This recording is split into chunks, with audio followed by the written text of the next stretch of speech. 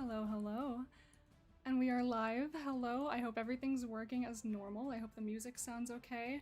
I forgot to turn off emotes only chat for a minute there, so I hope anyone who's here can now chat freely. How is everyone today? I know we have like maybe a couple people already sitting here. Today, we are doing some WorldAnvil article reads. Gonna wait for a couple people to filter in. I know there are people still coming. But yes, today we have we have a list today of 5 articles. Oh, thank you for the follow. Ooh. Hi everyone. So yes, hi. This is my very first stream. I'm very excited to be here. I hope you guys will have fun with me today. So yes, today we have articles from IO the SC. I don't know how to pronounce that, sorry. We have Kajetan Writes. We have Calixtus. We have TJ from Melior. And we have Solwang98. Hello. So yes, I see TJ's here. Hello, Spiraled Chaos. Hello, I love you. Calixtus is here. Hi, Kajetan. Squee the Mog. Hello. And Moonflower. Thank you all for tuning in. Alright, so here's how today's stream is gonna work. And actually, you guys can tell me how you prefer this to go. I'm going to be making little doodles for every article. Oh, up my mic audio. Oh no. I don't know if I can. I could maybe turn down the music a little. Does that help?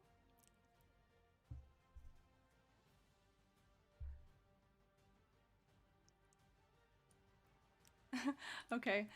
Yeah, so this stream today, we're going to be doing 5 article reads, and we're also going to be making little arts for everybody.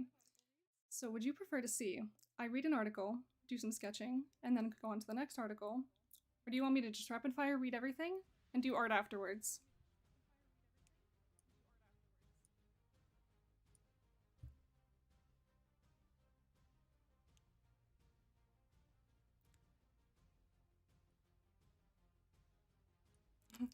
Alright, back and forth a little bit. Yeah, it sounds good. I like giving each article its own little spotlight. That sounds perfect. So yeah, we're just going to get right into some of this. So we're going to start with Vampirism by IO the SC. I'll just jump in here so we can see this a little bit better. So when I messaged this person about their article, they kind of told me like, oh, well, it's not really an original idea, so I don't know if you'd want to, you know, read it or judge it. And, you know, I think that's kind of a fun part about world building is I don't really know how much stuff I've done that's totally original. I don't think that's a really important thing that matters. But, yeah, how many settings do you guys know that have vampires in them? It's like every single one. But they all have something about them that makes them special, unique, and different. And I love vampires. I don't think it matters what setting they're in. So, let's get into this one. So we have vampirism. Vampirism is a supernatural condition with unknown origin. It causes cravings of blood and speculated immortality. Oh, Gift Giver, thank you for the follow. We have types of vampires. There are 2 main types of vampires, born and turned. Born vampires were those born with the condition and sometimes have special mutations and abilities from their vampirism. More on this further on. Born vampires take a while for all the effects and symptoms to kick in, often not reaching the ageless stage until their late 20s, with blood cravings and fang growth around 15. Born vampires also have some physical differences apart from fangs that their turned counterparts don't have, such as slightly sharper ears and much more advanced senses. Ooh. Sorry, TJ, I guess Streamlabs didn't like something that you were trying to send. I don't know if I can check that.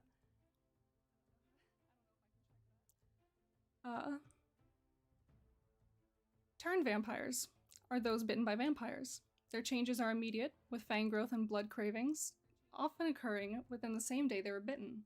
This is extremely rare for a turned vampire to have abilities or mutations, as this would require being bitten for a very long time by an extreme born carrier of the subtypes. Vampire subtypes. There are a few different subtypes of vampires. Sprint vampires. This is the most common form of vampire. They can use their condition to speed up their mind, allowing them to think and react faster. They can also flood the effects to different parts of their body, allowing them to move much faster than the average human. This requires a lot of energy, however, and means they must feed afterwards. Turn vampires are also commonly sprint vampires, but their abilities are less powerful. Beast vampires. These vampires have stronger blood cravings and more violent reactions, but also sometimes have bigger fangs, and the teeth around them are sharper. Beast vampires can sometimes survive on meat alone, but this means they must feed more, as meat is less rich than blood. They are also known to eat human meat sometimes when they lose control. Beast vampires are significantly easier to spot, as their fangs are much harder to hide, and they lose control much easier than other vampires. Bat vampires. Bat vampires are a slightly rarer type of vampire that exhibits traits and abilities similar to bats. They often have a heightened sense of sound, even more so than other vampires, and slightly weaker sight. Some have even learned to echolocate. Bat vampires are extremely sensitive to light and often stay in much darker places. And shadowed vampires. This is a rare type of vampire. Shadowed vampires can manipulate a smoke-like substance. The smoke can blend in well with shadows and is often used to camouflage fangs or aid in hiding. The origin of the smoke is unknown. Transmission and vectors. Vampirism is transmitted mostly through blood. Prolonged contact on the bloodstream with an infected person can lead to a victim becoming infected. This is why a lot of vampire bites lead to a turning. Symptoms. The main symptom of vampirism is a craving for blood. Other symptoms include greater sensitivity to sunlight, enhanced senses, fang growth, sharper ears, and born vampires only. Hosts and carriers. Born vampires are the main carriers of vampirism, with some bats and corvids carrying milder or mutated versions. I really like the idea of a vampire bird. That's fun. Born vampires have a slightly different version of vampirism to their turned counterparts, which often comes with certain abilities and mutations that are unique or almost unique to them. Yeah, you know, of course I would like bird vampires. Amulets are often worn by more paranoid individuals to ward off vampires. Seems like that's a dubious little superstition that it does. The effectiveness of these amulets are up for debate. Yeah, there you go. The Dracula parrot, is that a thing? The first mention of vampires was in a document from the year 1048. It told of demons disguised around us, preying off the blood of the living. Cultural reception. Vampires are seen in Starfell as dangerous creatures that need to be captured or culled. This applies mostly to born vampires. Alright, and that's the whole article. I really like this. I really like that they went into the different types of vampires in their world. And even the fact that more than just vampires carry vampirism. I think that's a really fun take. And so now, what do I feel inspired to draw? What do you guys see in your mind's eye when you think of this article? That's more than just a vampire, maybe. I don't know, I'm kinda stuck on Vampire Bird. I think that's really funny. So let's see what we got here. What do we have? Oh, hello, thank you for the follow. I'm happy to see more people. So okay, let's see. I have this little setup. It's set up how I usually draw my emotes. So let's see. I'm just gonna throw. Ooh, that's huge. Alright, what do we... You just sent me the Dracula parrot? Oh gosh, let me see what's the Dracula parrot.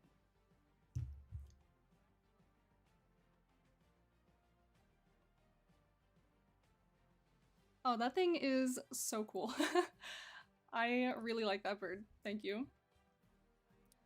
Yes, bird pyre sounds hilarious. I love it. I don't know, can I remember what a bird looks like? I'm like really good at drawing, I promise.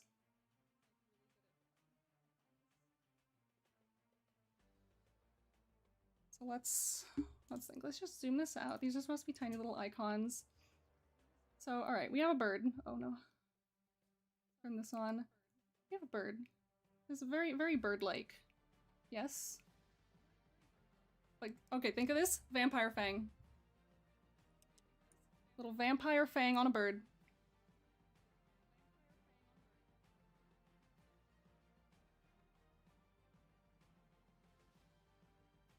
I think that's genius. What about you guys? Get a little wing in there? A little wing action?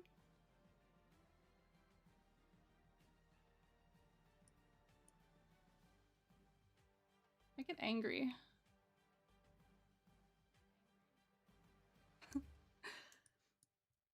No, I promise these are going to look way better eventually. No, let's let me do this like an actual way. Let's see. Get some references, see what an actual bird looks like. So I think that's the hardest part about being an artist, is just remembering what things even look like. If I get pecked by this bird, do I get wings or just chicken feet? Honestly, if I could walk around looking like Baba Yaga's house, that would be ideal. I think that would be like peak form. And I would live my life happily.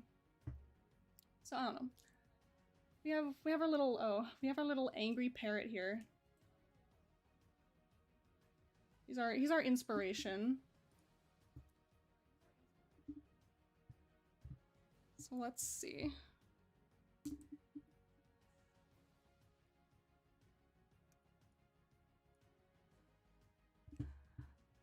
I hope you guys enjoy my awkward stream arting. This is like the first time I've ever actually drawn for people on stream, so suddenly all of the artistic skill is going to leave my body.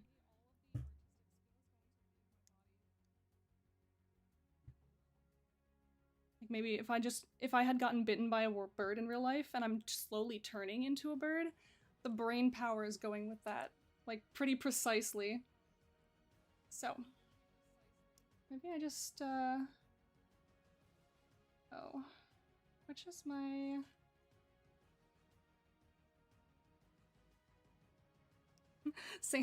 yes, the single bird brain cell is really hitting it today. But okay, what if we also had a bird just you know, like that. Ooh. Hello, Soulwing, thank you for joining, thank you for following. Bird. We have bird yelling.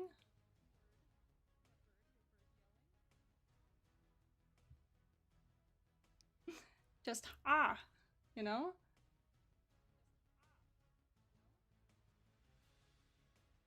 Trying to kind of get this like Corvidish in theory, you know? Oh no, I did this all in the same layer. Oopsie poopsie. Alright, we're gonna do the pro strat here. Just grab this. Delete it from here. Delete that from there. Boom. Single bird.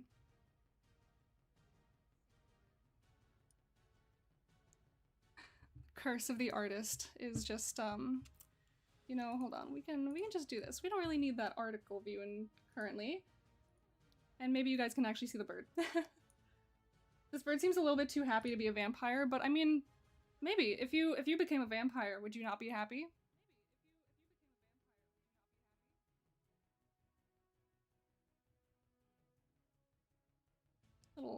Little spiky feathers. Ooh. I'm just dropping things.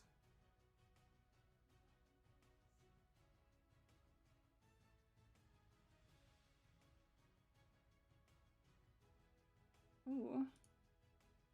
Serrated beak. That sounds really cool. What if, yeah, just, what if I just gave it, like, bird teeth?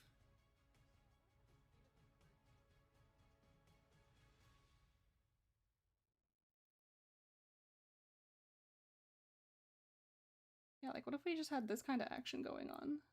It's a little... You see a bird like this, what do you do? Yes, it's a screamy bird.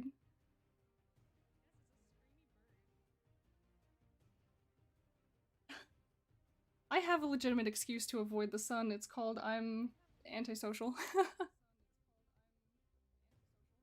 I'm a nerd. I sit at home all day and I play video games and I draw vampire birds screaming.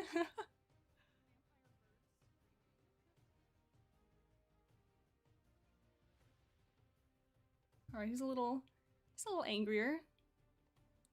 Let's,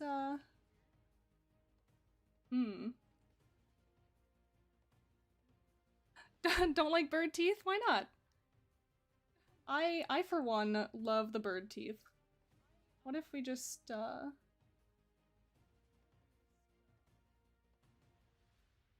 I think, do you not look at this bird and think, ah yes, this is a perfectly wonderful thing that I would love to see in nature?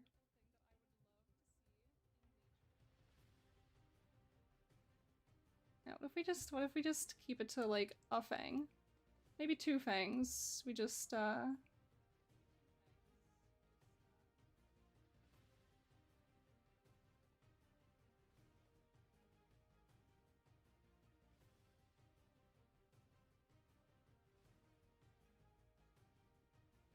really killing it in the art scene right now.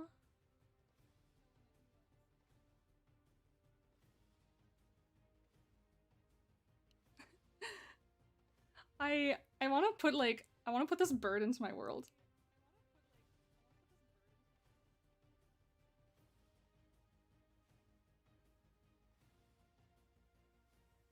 Like, look at this gorgeous specimen of a creature. If I saw this in real life, I'd probably run.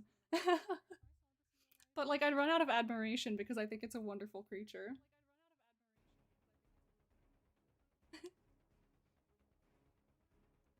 So yes, here we have Vampire Corvid. Oh, the birds in Elden Ring are very mean. I've never played Elden Ring. I've just watched a lot of people play. I've watched a lot of other people play Elden Ring, and it's always the birds that get people. They have like knife feet. It's so good. Oh, let's see.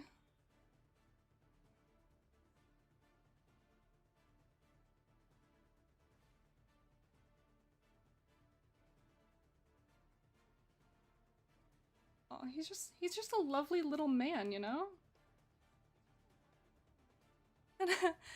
The knife-footed booby, exactly. That's who you were personally victimized by.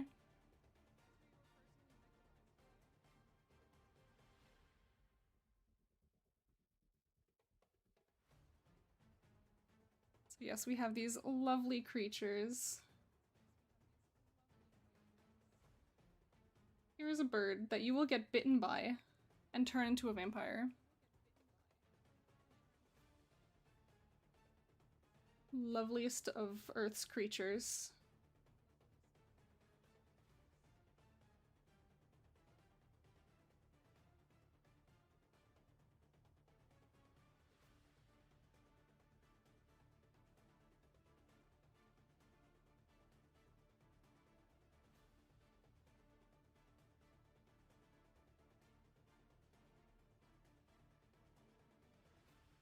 It's a real stunner. I love this creature. You're gonna find out very quickly if you watch my stream today, if you watch my streams in the future. I'm a bird fiend. Oh. Oh no. Hold on, Soulwing, are you trying to post stuff? Streamlabs is just like getting very upset about it.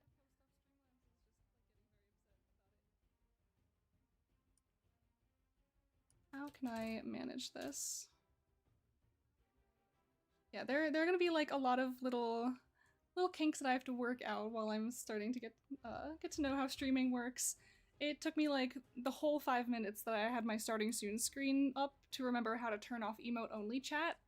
So it's gonna be a little work in progress.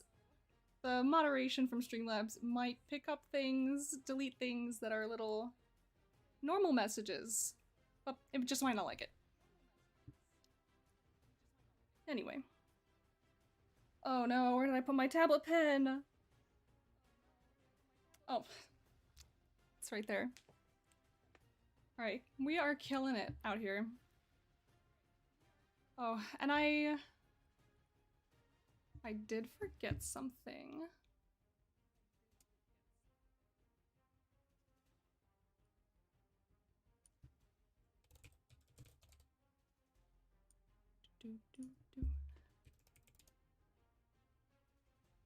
My little keyboard ASMR for a moment, if you will.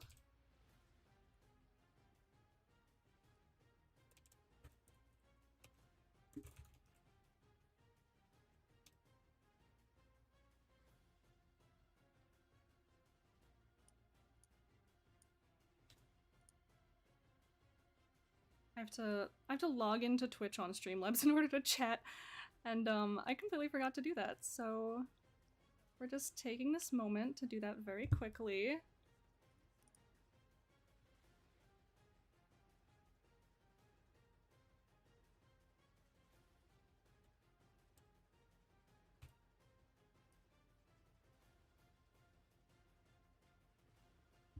Alright, here we are. I completely forgot to link the article that I have just read, so I dropped the link in the chat. So definitely like go check it out, go give it a like, give it a little read. I want to send everyone over to love on all these articles as I go. So yeah, please do enjoy.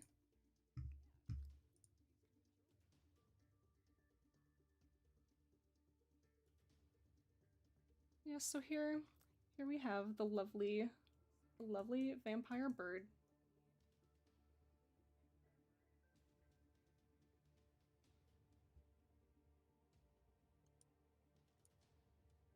I love him. Do you guys love him? Because I absolutely adore him. I think he's fantastic.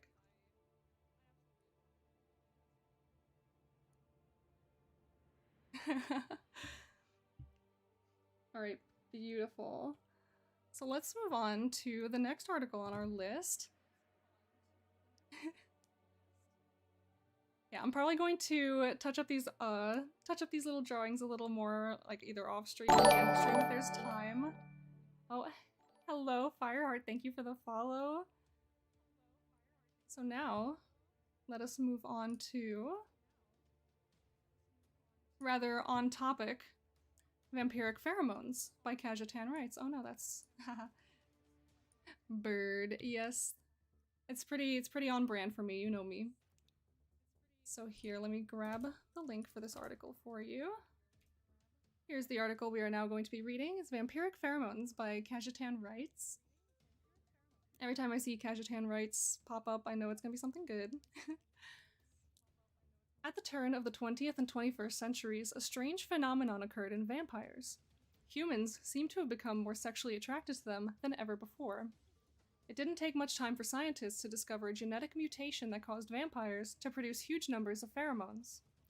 At first, only human women were affected by them, but it quickly started to affect men and non-binary people as well. Strangely, it doesn't affect how sexual attraction works between vampires.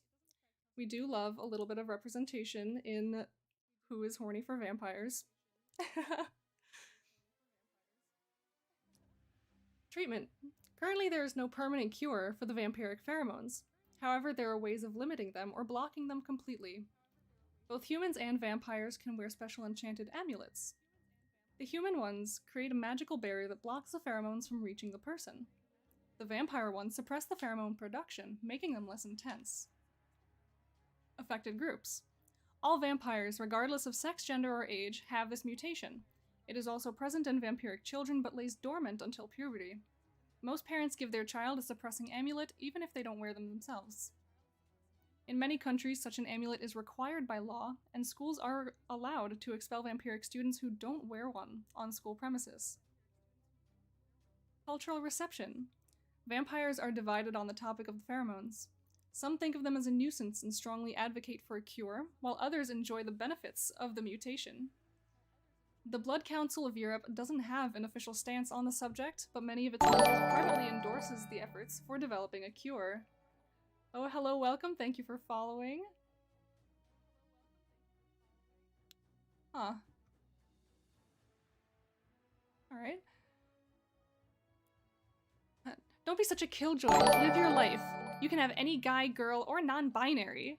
A vampire to his friend. Honestly, honestly, I think I know a couple people who'd be like that.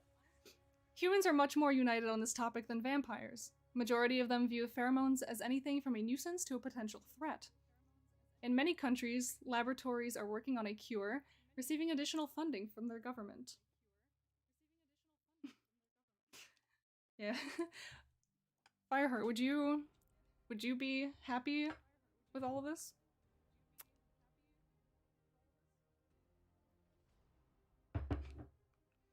Oh, yes. I hope you all have your wonderful beverages today. I have my very adult chocolate milk.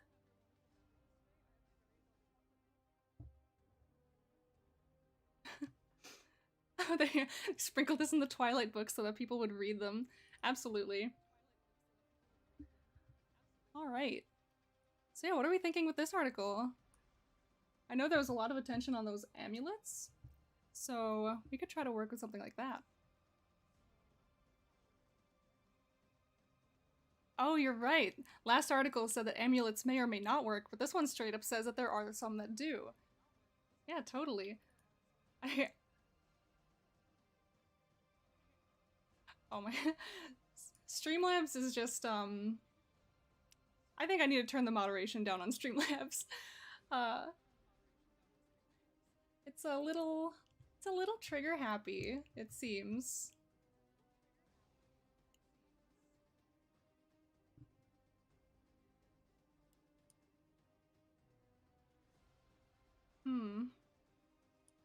Alright, how do I do this?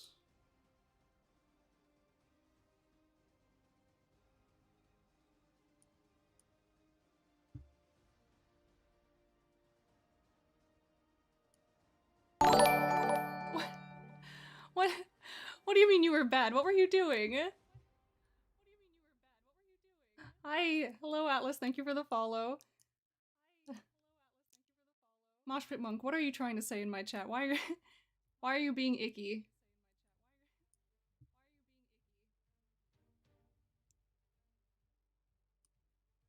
Alright.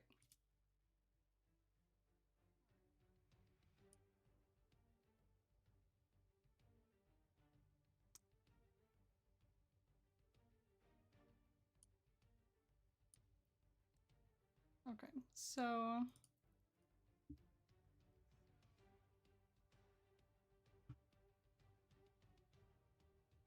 Oh, maybe we'll turn off that.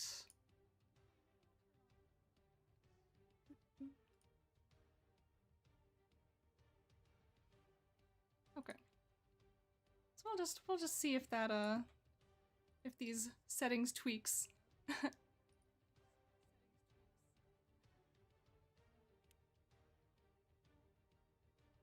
Yeah, I'll have to figure out how to set up Streamlabs so it doesn't just snipe everybody in my chat. But yeah, it's a little awkward. I don't want to completely turn off all the protections because I'm like, oh, what if weird things happen? But I don't know.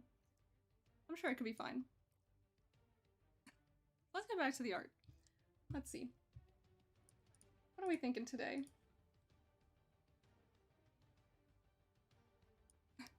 I'm gonna make it weird. Yeah, there you go. That's a spirit. You know I love you. You know I love you being weird. Draw one of the amulets. So, okay, so if we want to draw one of the amulets, what do you think these amulets would look like? What do you guys think an anti-horny amulet would look like?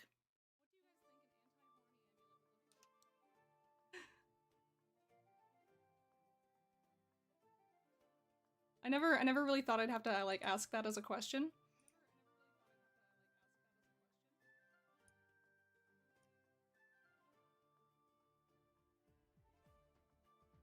A box of bran flakes? Oh gosh.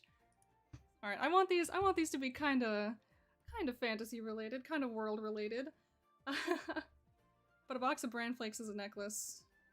I don't know, I feel like I'd go wild for someone wearing one of those. Just saying.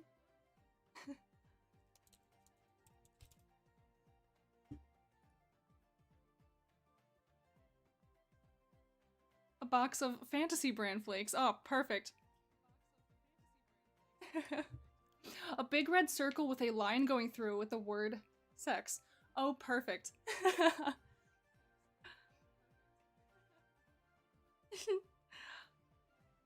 Oh.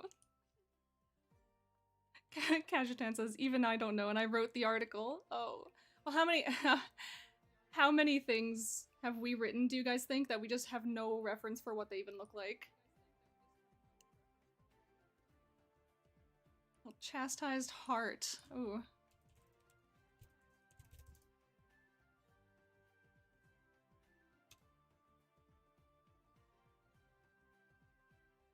Bird.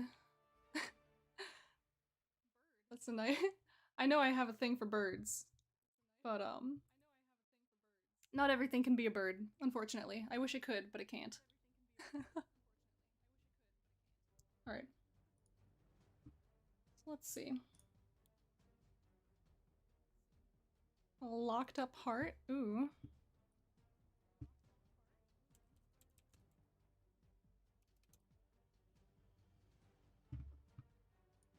Alright, so how do we want to see this in action?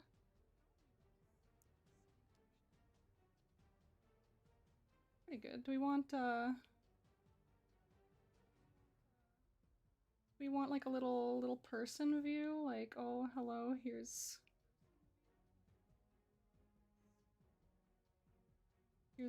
a neck. No, I don't really like that. Hmm. Does Malcora have wizards in it? You know, my world actually has a wizard shortage, I would say. So you might actually be happy to hear that news, that there are no wizards in Malcora.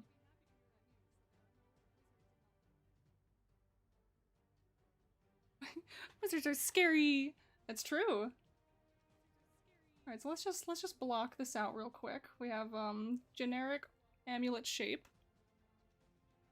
It sounds like a nice place.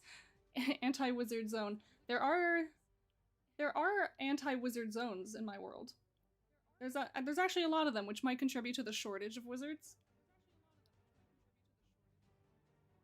Do a little this little chain in the back. Ooh. Okay. So we can't really do the brain flakes, unfortunately. Anatomic correct heart with a lock on it. Hmm. Do I know how to draw an anatomically correct heart?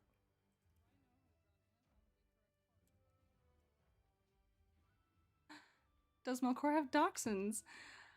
You know, it very well could. I haven't really gotten into thinking up what the various pets and little critters of my world might look like. I feel like as far as critters go, my world could be considered quite Earth-like. Just with a lot of also quite magical ones involved. A lot of weird ones just kinda appearing here and there. Little sprinkling of magical creatures that are weird and crazy.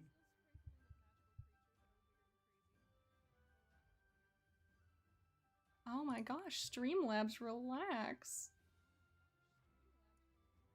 I'll turn off caps protection. Be free.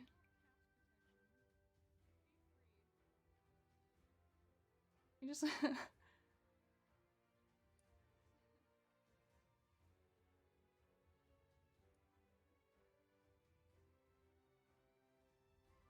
Alright. Alright, you guys are now only banned from posting links. Don't be too weird, though.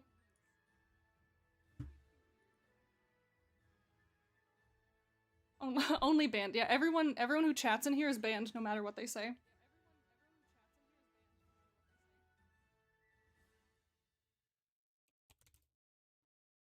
Yeah, I can't believe Streamlabs is putting my friends in timeout. It's very rude. Nobody puts baby in the corner. That's right. Oh, let's see what an actual heart looks like. Yeah, we got some like lumpy bits.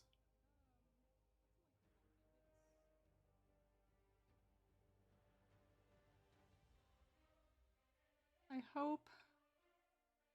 hope you guys like weird lumpy hearts.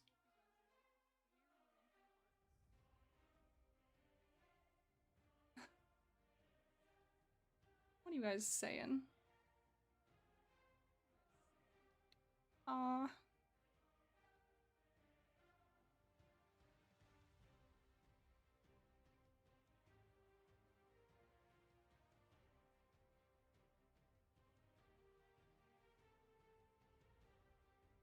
It's gonna be as close to maybe slightly a real heart as I can manage.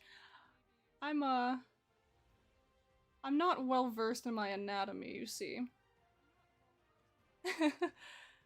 It's sort of anatomical. There's like some lumps and valves and things.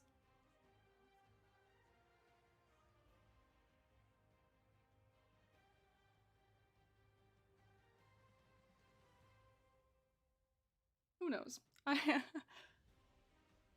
We could just do this and call it a day, you know what I mean? No. We got like the got the music going. We gotta make it look. Ooh, valves are secretly a whistle? That could be fun.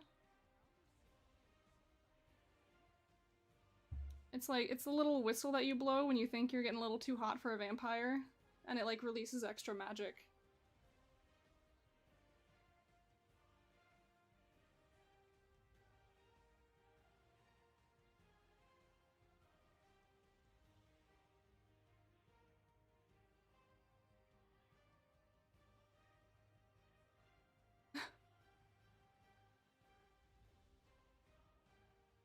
Yeah, it's yeah, it's exactly what this is.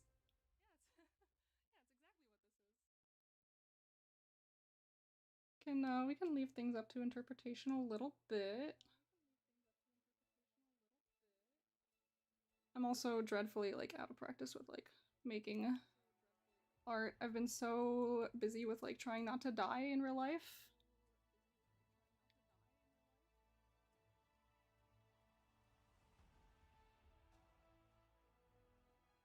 So this is, I think streaming is gonna be my new way of actually getting myself to do art and actually practice so I don't keep falling off and struggling. Because I be doing that a lot. Accountability, woo! Yeah, if people are watching me struggle, I have to push myself to do better so I don't just like sit here and embarrass myself.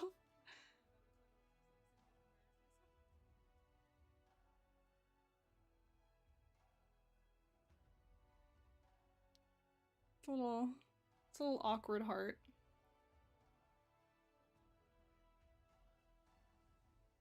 Of course, we gotta have little veins and things. Little adventures. These brushes look great for sketches. Just how customized are your pressure settings? Are you using the shortcuts to dynamically change size and opacity? So I typically have my opacity just set to pen pressure. I have it turned down like a little bit. I have it set to like 84% at the moment. And that just generally changes depending on how I'm feeling. So sometimes I'll just kind of decide, oh, I want things to be a little sketchier today. I don't want them to be as sketchy.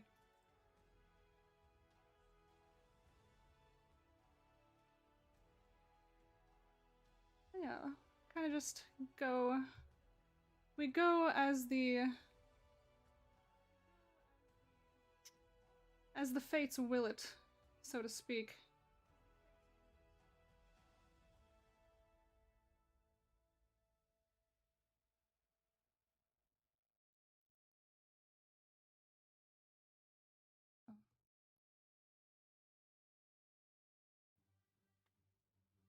Yeah, at least in Photoshop, which is what I'm using, there's a little, just like how you have a little pen pressure button for line weight, there's also a little pen pressure for opacity.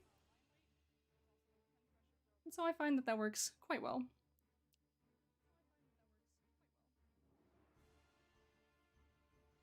Yes, so little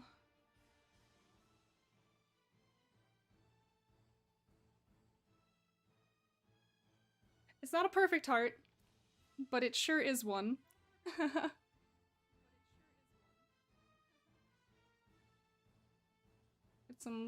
Get some meaty texture on that. Ooh.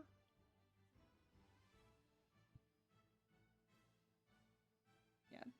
I think this is definitely one I'll have to come back to after stream and just make it look a little cooler, a little more realistic, maybe. Get some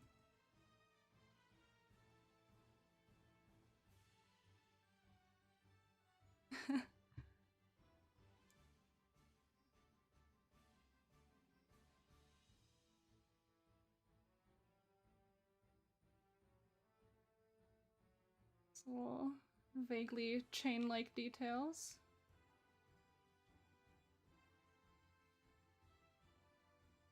Is it metal or is it like the heart in Dishonored? Ooh, I don't know. Kachitan, what would these amulets be made out of?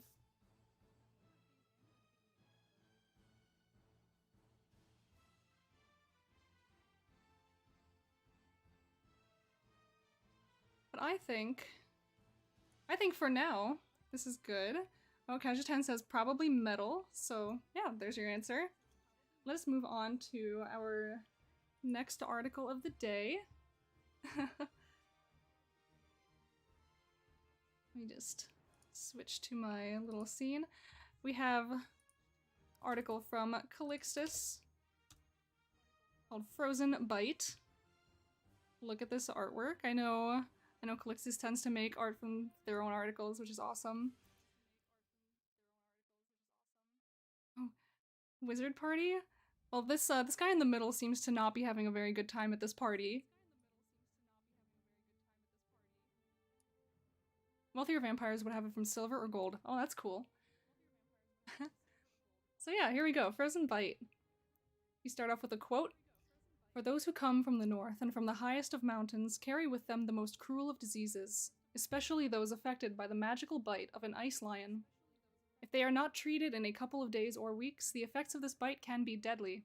In the past, no cure was known for this terrible condition, but nowadays this disease can be cured, either by the most experienced sorcerers or by doctors. Maximus the Sage in his book about magical diseases, ca. 290 AP. Very nice. Overview. Frozen bite is a magical condition or disease provoked by the bite of an ice lion. If not treated soon, it can be fatal. This type of condition is common of humans and elves that got too close to an ice lion, but it can also be found in animals like snow dragon. The first cure to this disease was discovered by the snow elf wizard Tilmuldar Fineski, about 700 BC. After many experiments, and treating also victims of frozen bite, he not only discovered a cure using a melt spell, but also came to the conclusion that this disease was not contagious. Oh no, Atlas is caught on. There are wizards in this world. Description and symptoms. Of course, despite the terrible pain and latter symptoms, consider yourself lucky if you somehow manage to survive the attack of such a feared magical creature. Despite the pain the victim experiences now, the worst is yet to come. 1 or 2 days after the patients are bitten by the ice lion, small blue dots appear on their bodies, changing both the shape and place for a couple of days. After this, ice will begin to grow over their skin, forming even icicles. This, of course, will make the patient experience a burning sensation similar to touching ice for a long time, and of course it would burn the skin below the ice. And also, he or she will be so cold that no fire, no blanket can warm him up. If ice covers a limb completely, then the patient is lost and will die in a matter of a day or 2. The entire process is painful and terrible to witness, a torture that sometimes makes even death seem as a relief. Sorry if this sounds dumb, but what is the difference between a condition and a disease? I would say that a disease is a form of condition. And genuine question, does melt spell only affect water-based substances, or... That's a really good question. And yeah, this does sound pretty brutal. Treatment and cure. Once a victim of frozen bite is rescued, it has to be immediately transported to either the nearest snow elf settlement or to the nearest Blatian or Oronai city. as the realms to the west of these nations don't have the knowledge of how to treat frozen bite, where surely a skilled medic can cure the victim with a potion. Snow elves would first put the wounded on a bed and would immediately cast a sleeping spell, so that not only put the patient into a deep sleep, but also ease the pain for a short period of time while the sorcerer uses magic to cure him. Hello? Oh? Saber-toothed tiger, thank you for the follow.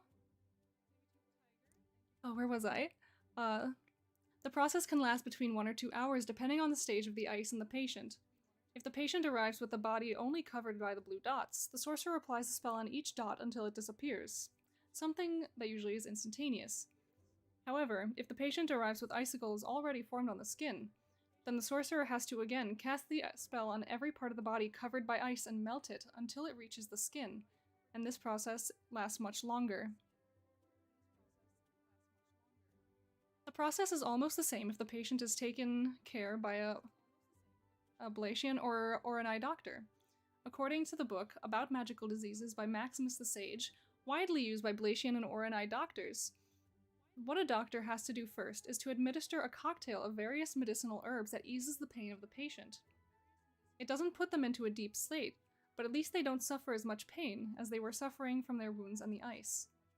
Then the doctor soaks some cloths with the potion and puts them over the ice until it completely melts, or, if the patient only has the blue dots, it prepares a special version of the potion that is drinkable, and then makes the patient drink it. It has to be said that drinking such a potion is not very pleasant. Patients who recover from this disease are very happy with the results, but they describe the taste of the potion as drinking wine mixed with a very spicy pepper, and the sensation after drinking it as if your skin would melt due to an incredible heat. This sensation lasts a couple of minutes until the blue dots disappear completely, and it can be unpleasant and sometimes a bit painful, but not as the one experienced by the ice burning your skin.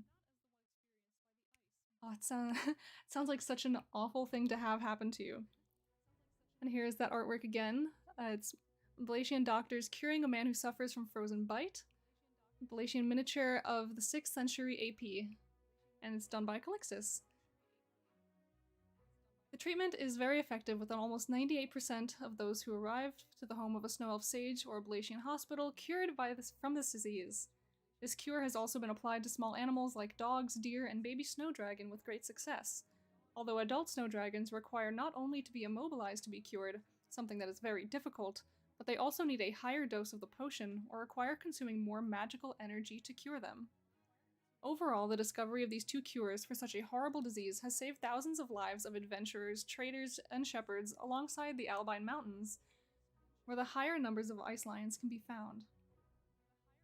Ooh. Yeah, so this condition absolutely sounds like a doozy to acquire. I certainly wouldn't wish it on anyone I know. New prank, hand someone spicy wine. Oh gosh.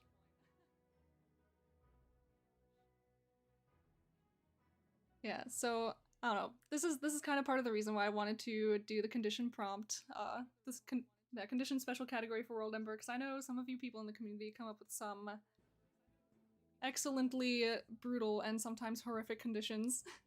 Little diseases for your world. I know there are a lot of great horror writers. So yeah, let's see what we can come up with for this one.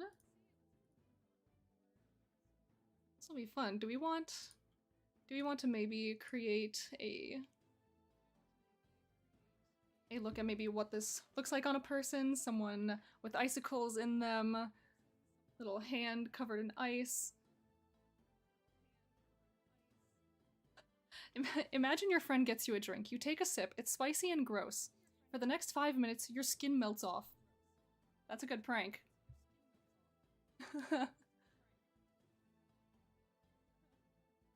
Hand with icicles. Yeah, there you go.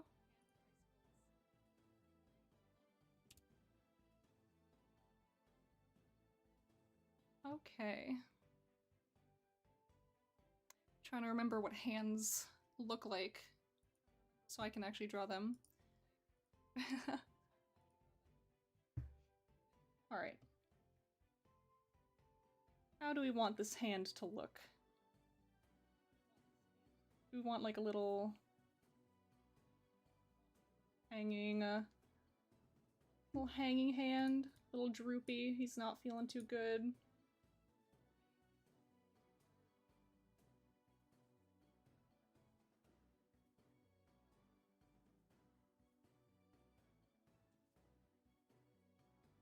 This is, okay, so this is where you guys are gonna find out whether or not I'm an AI. Based on whether or not I can actually draw this hand and, like, make it look normal.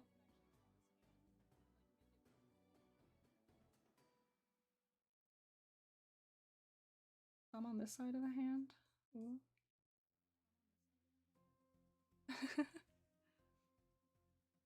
Oh my gosh, yes. Everyone give love to all the people that I'm reading for today.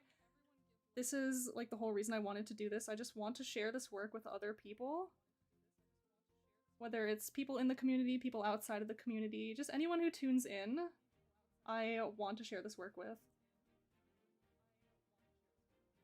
Oh gosh. So here we have a hand. Yes, drawing hands is the modern Turing test. Can I draw a hand and have it look semi-normal?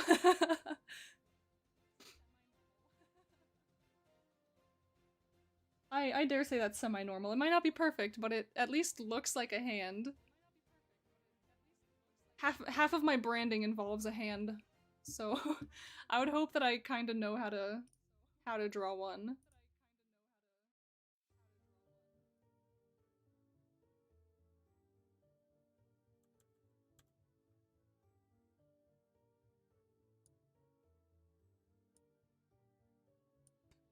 It's a good hand. Oh, thank you.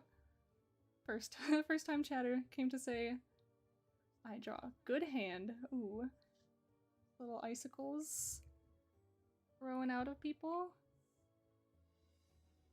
Very, very unhappy times to be. I wish I could draw hands properly. At least I don't draw 6 or 7 fingers like the AI. Well, listen, sometimes you just gotta draw a couple extra fingers to really get the point across, you know? How else will people know there's a hand?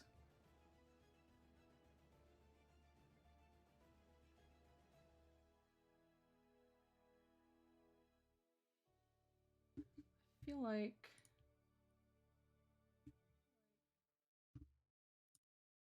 maybe this could be a little longer. Probably. Do the icicles come out of the flesh like thorns or little clusters like an acne breakout?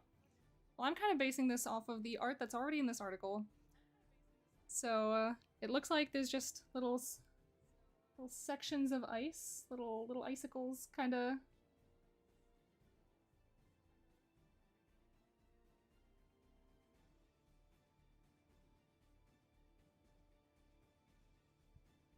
You can have little ice patches.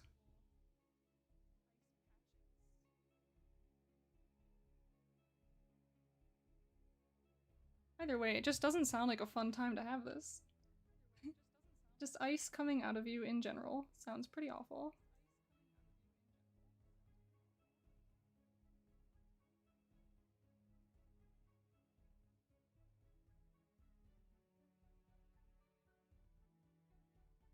Beautiful.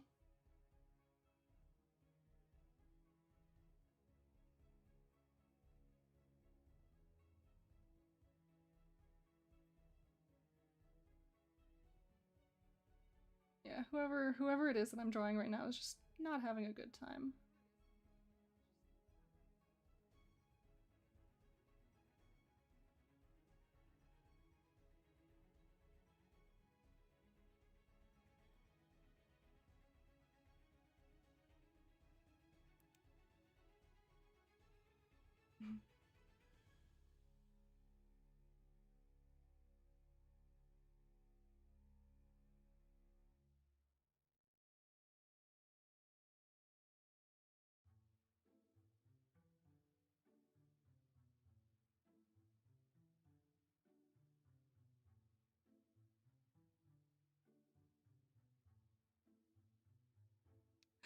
I tell you, I was writing and drawing the article and kind of feeling bad, thinking, God, this is such a horrible way to die.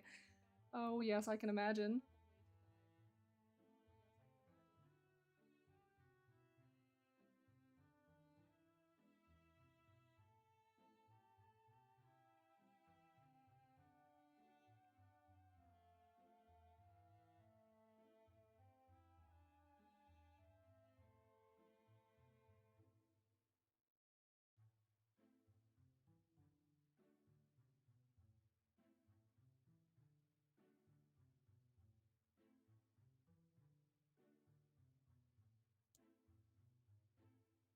Beautiful, terrible icicles.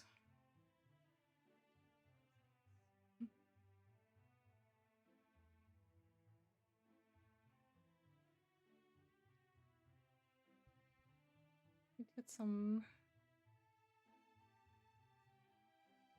little dots around here, dot-like. There we go, there we have it. We have the arm of someone who is having a very bad time. Yeah, I'm thinking once stream is over, I might actually go in and like color these, like make them actual like fancy. So yeah, we'll see what I have time for. This month is absolutely wild for me. I'm not gonna get into everything right now, but there's a lot on my plate. Anyway, yes, thank you so much for sharing this article. And thank you everyone in the chat for being so interested in asking about it. This is exactly the energy I've wanted to cultivate. So now, we can move on to our next article on the list. We have Blue Tongue Madness from TJ. Big. Yes, absolutely. Here's the link to this article. Yes, TJ, that's you! Alright, so Blue Tongue Madness. A harmful condition caused by a phototoxic plant, minton leaf, that leaves people blue-tongued and craving more.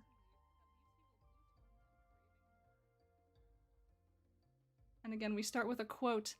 If you see mint with leaves bigger than 3 fingers wide, don't ever eat from it. It could be the worst mistake of your life. A cautionary tale from a father to their child. Overview.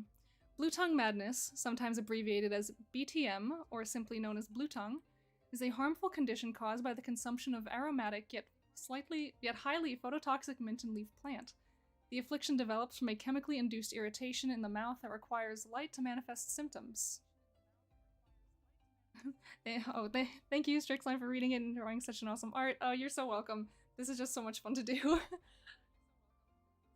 The tongue's response resembles an exaggerated sunburn. It causes uncomfortable tingling sensations as it blisters, followed by involuntary reactions to sneeze or inhale air to cool the mouth.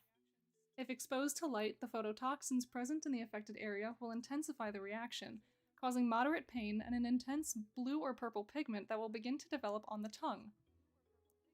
Over the course of a few hours, the discomfort can become so extreme that a destructive addiction cycle emerges. BTM sounds like me when I eat too many Sour Patch Kids. Absolutely. And then you keep eating more because you're addicted to them, right? The desire to cool the mouth down becomes so overwhelming that people will eat more of the minton leaf plant to experience the fragrant burst of cooling sensation when the leaves are first chewed. Whilst this relieves the uncomfortable tingling sensations for a while, the pain resumes a few hours later. When the cycle of consuming minton leaf is broken, the symptoms take up to 2 weeks to heal on their own. But the pigmentation of the tongue and addiction to minton leaf permanently remains. A light reaction. The first symptom can be hard to notice if it's tasting the flavor for the first time, which unfortunately makes this condition more likely to be experienced as a child than in adulthood. A light and pleasant tingling occurs on the tongue that gradually builds its intensity until it becomes so strong that the natural reaction is to open the mouth for a quick suck-in or exhale air, as if consuming hot or spicy food. When the tongue is even slightly exposed to daylight, the phototoxic reaction of the minton leaf slowly begins. And here we have this lovely image of a blue tongue.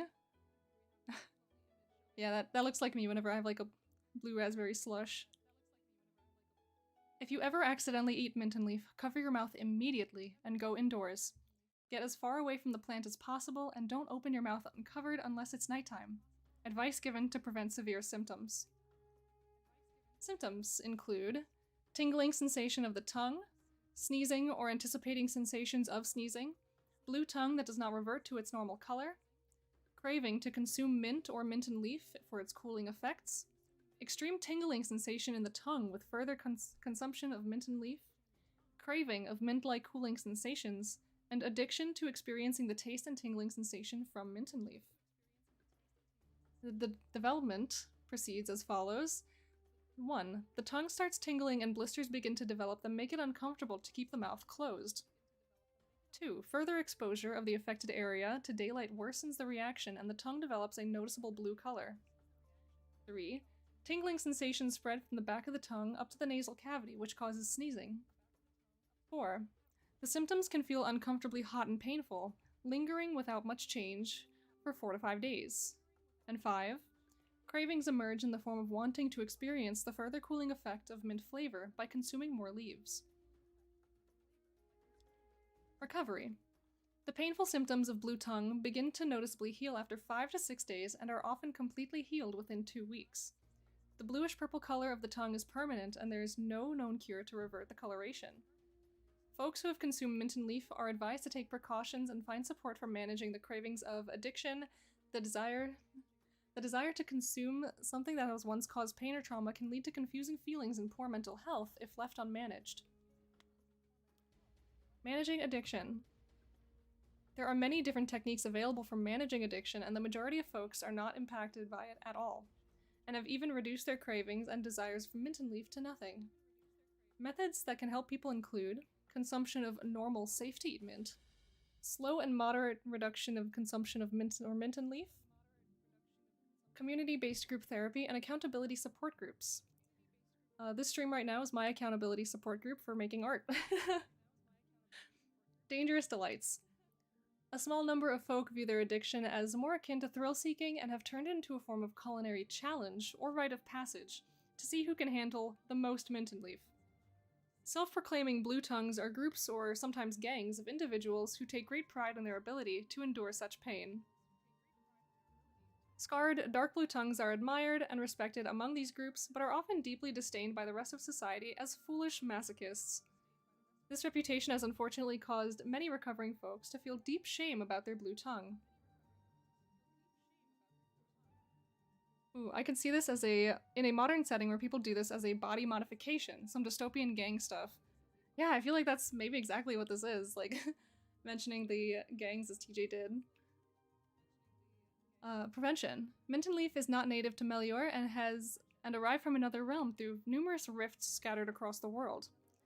The earliest reportings of any incident came from Devonia, on the central Orward coast of Anvil, where it has now spread across both the continent and potentially overseas. With curious young minds often being those who are most affected by the long-term effects of the condition, parents and communities have made mint and leaf identification and elimination a high priority. For the safety of our children, it is of the utmost importance that invasions of mint and leaf are kept in check and eradicated from Melior.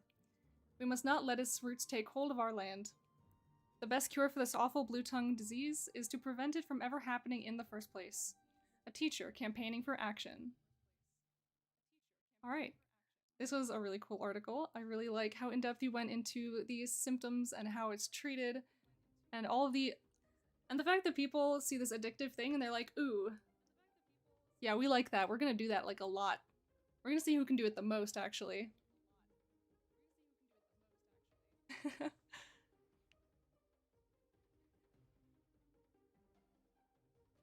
Yeah, I do love, TJ, how like pretty much everything you write about, you really go into the culture around it. Not just what it is, but how people in your world react to it. Whether they think it's bad, whether they think it's good, or if it's a mix of both.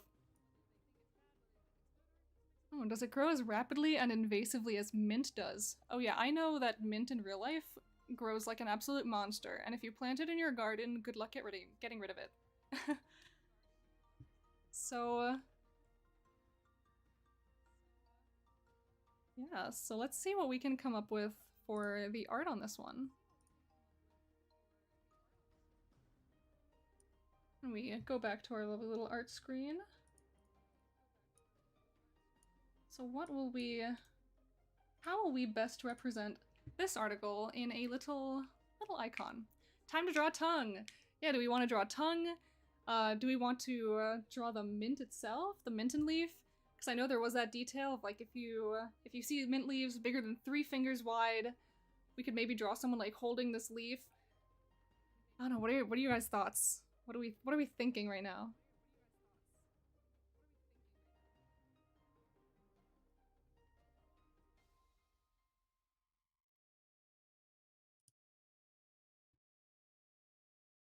Moments before doom. Someone about to eat it.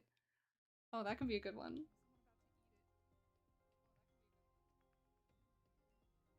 Iconography of a Minton-based gang. Oh my gosh. That sounds like it requires a lot of brain power that I don't currently have right now.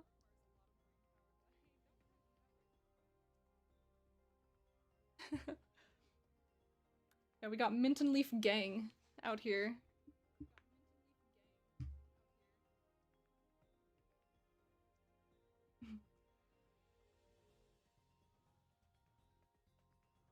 Alright. So it seems like people do quite enjoy this idea of the moments before disaster. Now let's see. How can we work with that?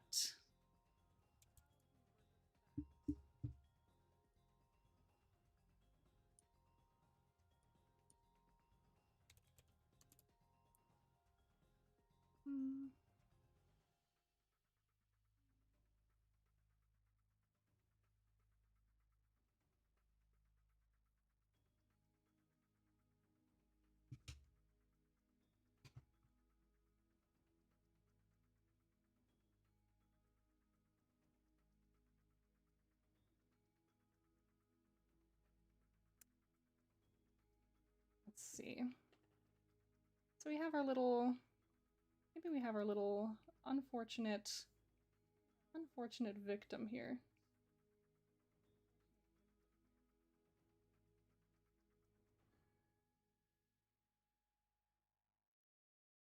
And they're about to put something into their mouth that maybe they shouldn't.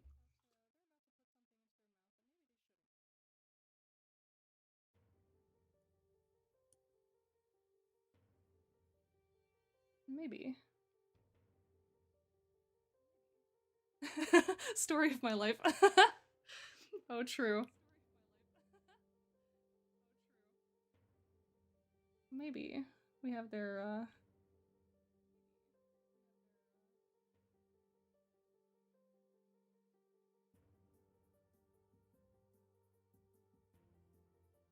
I very quickly just forget how to draw hands.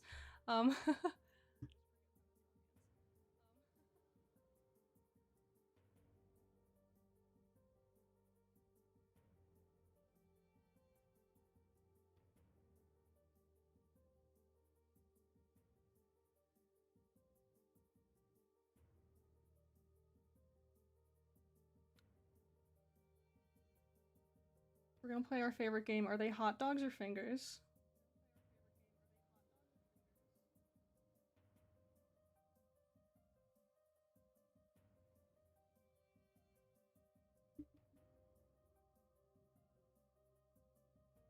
Now maybe we have just like a cluster of these leaves, and they are just like notably 3 fingers wide. Fingers usually have nails. I'm happy when my hot dogs don't. Oh, you don't like having you don't like having nails on your hot dogs? Yeah, maybe yeah, just throw some nails on there. Yeah, that kind of looks more like fingers. maybe slightly.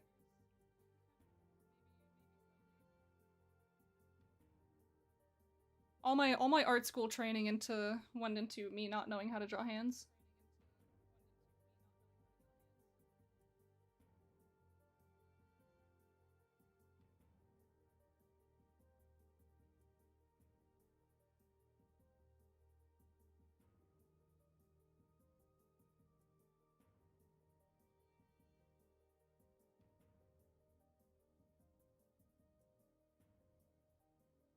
So yeah, this individual has picked up like a mighty fine feast for themselves.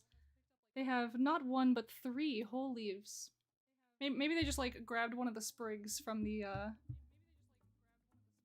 maybe they just grabbed like one of these, just like yoinked it.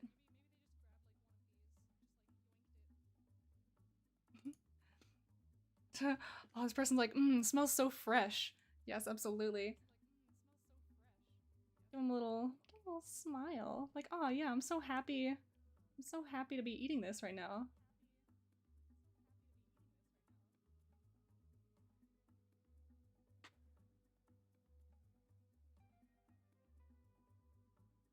Yeah, I bet this person's like, oh, I love mint so much. I think it's so delicious. We are going to have like the best little snack of our lives. I'm so glad that I went foraging today. I decided to go without my foraging handbook, you know. I think I know enough about this forest to know what is and isn't safe. They're trying to freshen up before meeting with friends.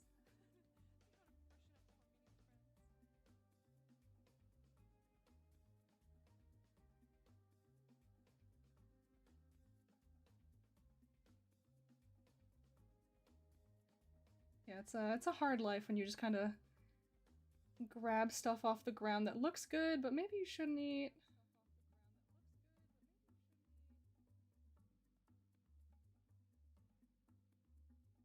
Block that out real quick. Ooh.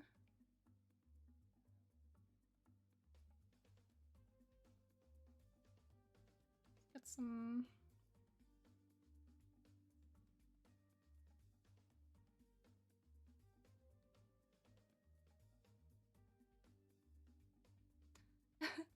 Moral of the story is, don't order a salad in Melior. Oh no. Just avoid any of the mint salads. I know people do that sometimes. Just don't- it's not worth it. Unless you're a part of the Blue Tongue gang, in which... go nuts.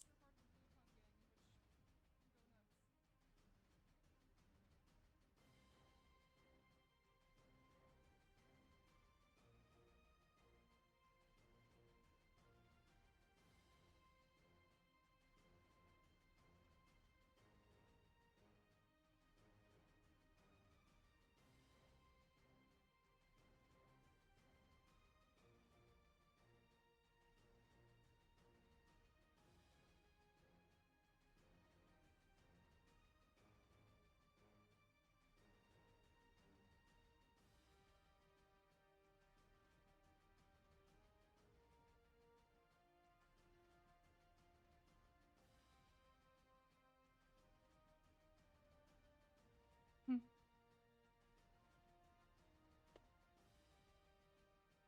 So yeah, we got some great salads in Melior. I'll have to remember that if I ever go visit.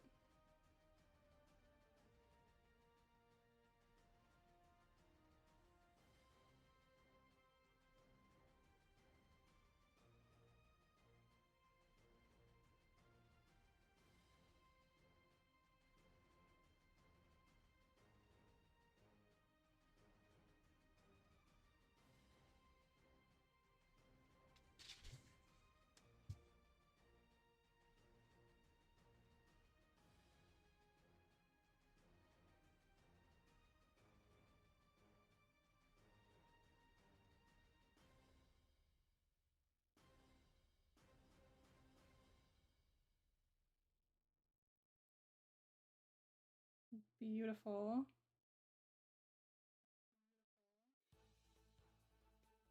Yep, and here we go. Here's our example of some guy about to have a really bad day.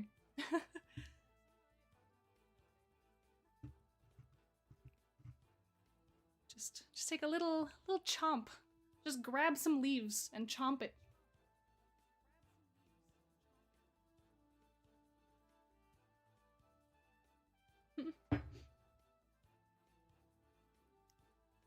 Lovely, lovely. Okay. And so it seems like we are about ready to move on to the next one. I know Soulwing said that they were heading out for dinner and that they'd be back. I don't know if they're back. I'd feel really awful if this is one of the people who are like, oh, if you could do this like earlier in the stream, and I just completely forgot and I didn't. I will beat myself up for pretty much forever. No, this isn't someone that I had marked for that, so I think it's just timing got a little weird.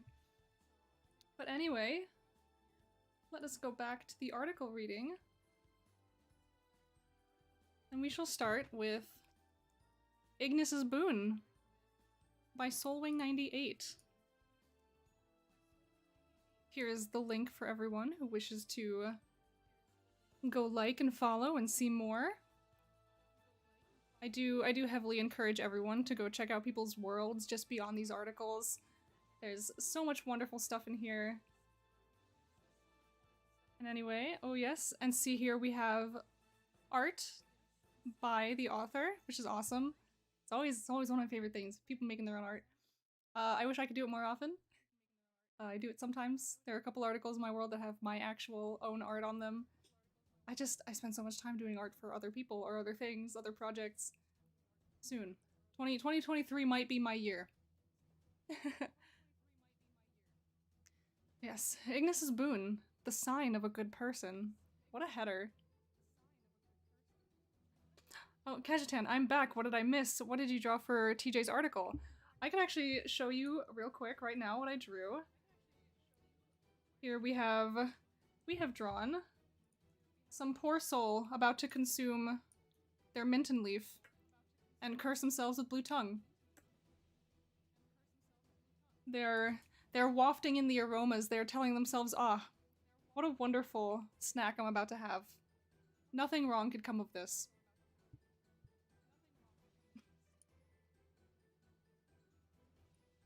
But yes, back to the task at hand. Ignis's boon, the sign of a good person. Thank you dearly for having freed us all from the grasp of Governor Rearrock. You two are our saviors. I don't understand what you're supposed to be, Mr. Hagraven, but you, Miss Hiss, I've not much to offer but the boon of my kin. Please accept my eternal gratitude, engraved on your pale skin. It might save you or your partner's life one day. No, I insist. Please, let me bless you. Rearrock forced me to do it against my will for so long, but now I can finally grant it again of my own independent decision, so please. Hestia offering her gratitude to Raja Hiss. That's a fun quote. Causes. Flaming defenders and compassionate friends to an Arcadian Ignis can get rewarded by them for with a special beneficial boon of their cause, bestowing some of their unique abilities to their best friends and allies. This inflicted condition takes place as a swirling black tattoo-like symbol, covering a part of the body of the receiver. Ignis usually choose the location of their flaming kisses based on the arcane status. If the recipient is not connected to the veil by any means, by being a purist, not one drop of the veil circulating through their veins, the Ignis prefers the non-dominant arm of their tattoo. Meant as a way to grant them the ability to protect themselves from the powers of their enemies without sacrificing power. The tattoos are able to absorb up to one arcane blast in these marks, charging them, being ready to retaliate by sending the stored alien power back to the aggressor. Don't you dare harm my husband! Where did that fireball go? Why do I feel so warm? My tattoos are glowing. Hestia! Raja protecting Dross. I love when people add like narrative quotes to their articles just to get like a feel for the story and for their world. It's just, it's so fun. An Arcanist, on the other hand, usually prefers the marks of trust on their dominant arm, vastly empowering their capabilities when the ether is sated with arcane ligaments, absorbing the power of their location to add their own. Oh, Soulwing's back! Soulwing, I'm in the middle of your article right now! Welcome back! Hey, your luck has finally run out. You're on my turf now. The fire ligaments are surrounding me. Quote from my Plasmancer. Symptoms. Under normal conditions, this state is fully and completely harmless to the inflicted. There have, however, been cases of purists feeling considerably ill after having stored an absorbed spell for an extended time with the tattoos. Having the powers of the veil in their unresponsive body is not a normal state and leads to natural reactions of the immune system to try to battle the foreigner. Arcanists have no negative consequences from using their boon to empower their ability, unless they try to absorb enemy spells. If the spell is of a gate they don't understand, will the physical damage get transferred to the mental damage that can cause an arc burn if the user came in contact with too many gates already. A risk only few are ready to endure to protect others. Let's see. Tattoos. Ignis's boon takes place as an intricate pattern of black curved patches appearing like petals, ensnaring the limb in a passionate embrace, symbolizing the desire of the Ignis to keep the inflicted as safe as possible. The free spaces between the patches show the intensity of the deeds that led to this beneficial gift. A tight weaving of the kisses shows the gravity of the deeds inflicted that is done to get them. Some even take these tattoos as proof of being a legitimate and trustworthy fellow. I see you receive the blessings of the primordial. Step in, my friend. Oh, I really like that little detail that people in the world can see people who have this and be like, oh, you must be a good person. Like, you have done something good to deserve this.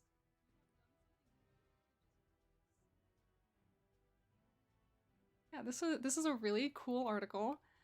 And so now, let us see what we can cook up for the arts. Back to the little art screen. All right. So, where to begin? So I'm thinking we could make some rendition of what these tattoos might look like on someone's, maybe like someone's back and shoulder. What are you guys thinking? What might you want to see?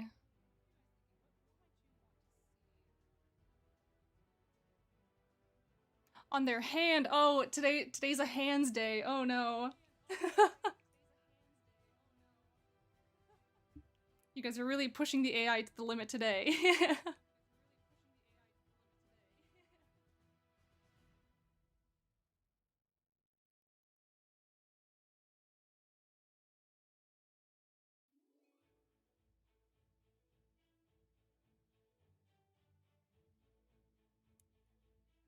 Handy way to show off how trustworthy they are. Oh my god, you guys stop.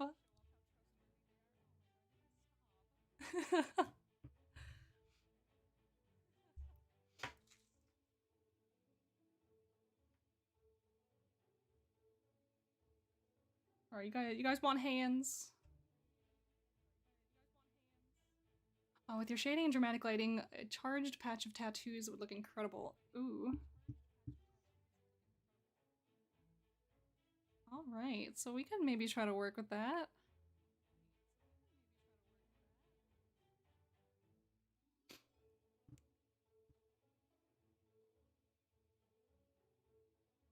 These tattoos...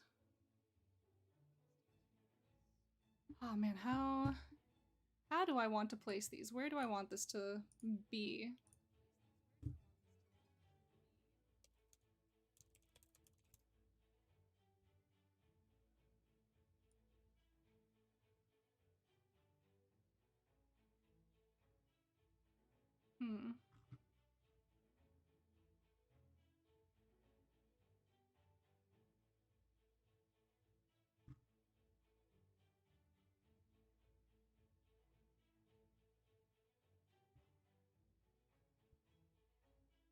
Oh, we could think of something.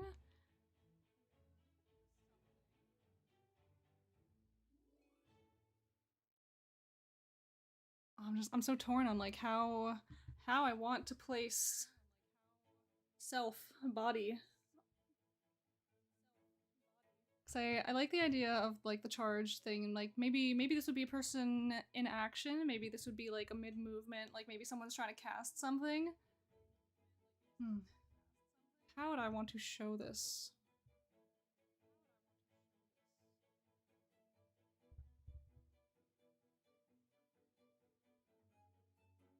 Maybe this is someone's arm?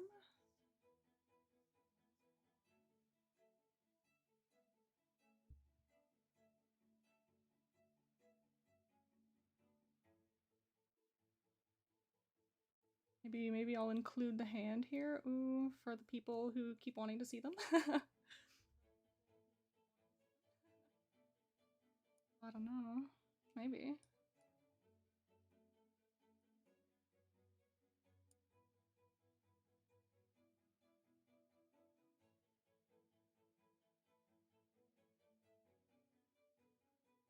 No, I don't like that. I don't like that very much.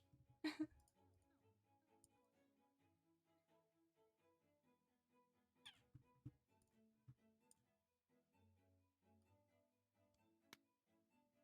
see.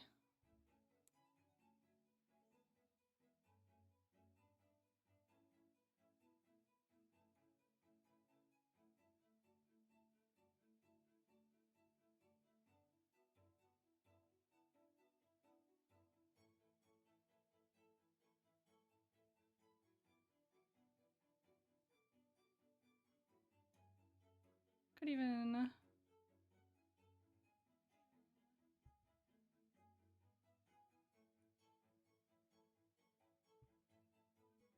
The tattoo smacking on a fireball.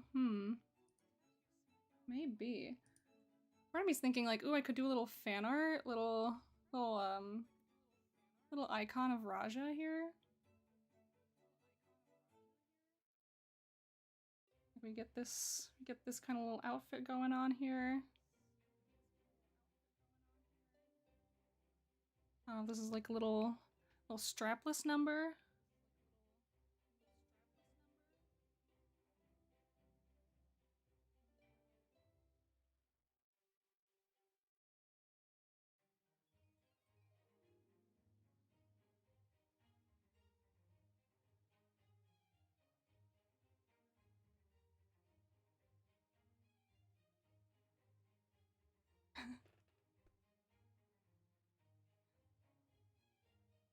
Alright, Soul Wing likes where this is going, and so I call that a win. A win is a win. Maybe get the hair here.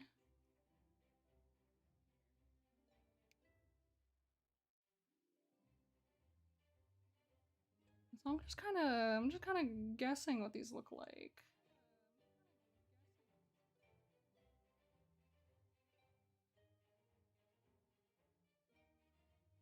Seem to be kind of like all over up in here.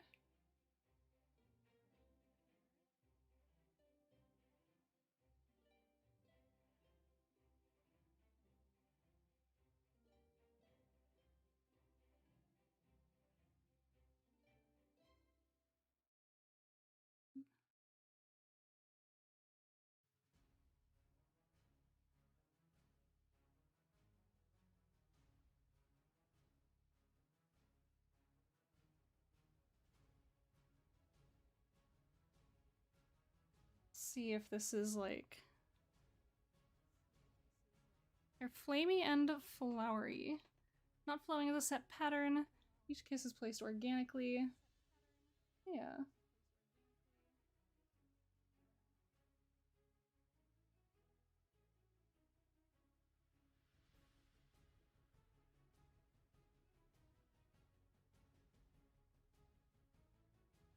We'll see as we work this out.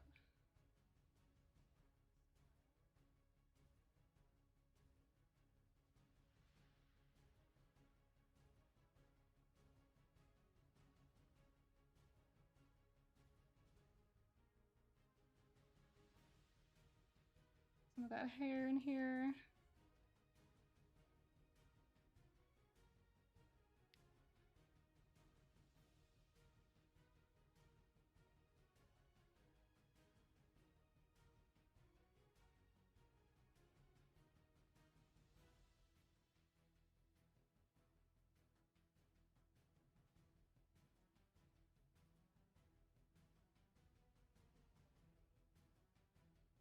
Got some shading.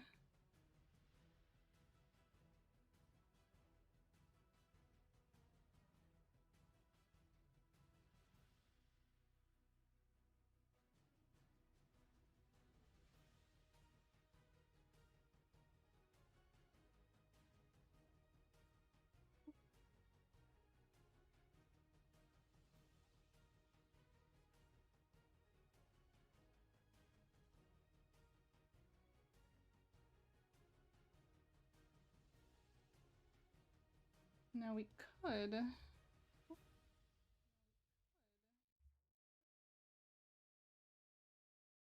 get these maybe a little glowy.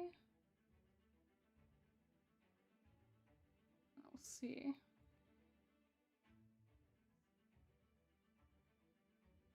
Maybe some of these up here are starting to catch a little glow. It's just creeping down from above.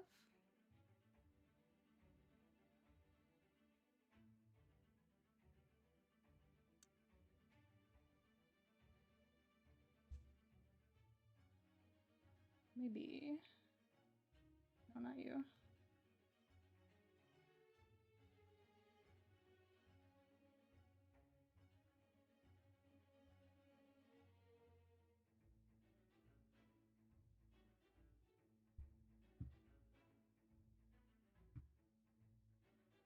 Maybe it looks something like that when it starts to get all charged up.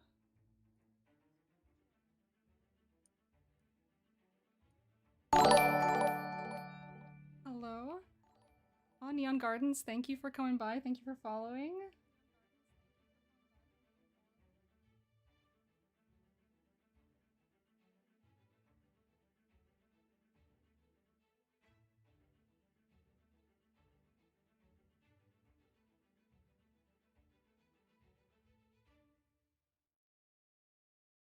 So here we are. A little bit of... Hello, hi Neon Gardens, how are you today?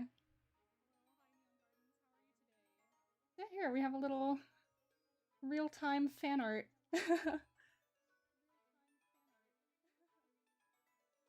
Yeah, I hope this gets the vibe across. And like kind of just like gets the visual right.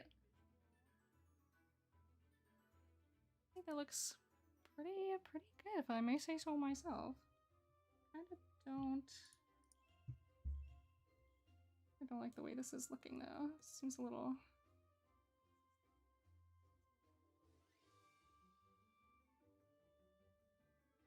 I need to turn that off.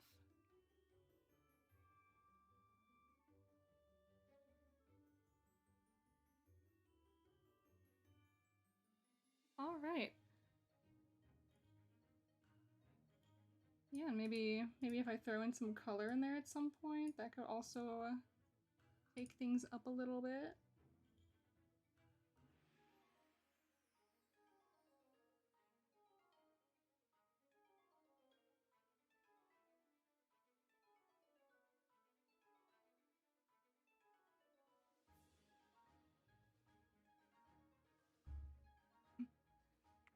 Oh, this looks great. Oh, thank you. Yep, we are... So... Soling, what is your judgment on this? How do you feel about what we have cooked up in the studio today?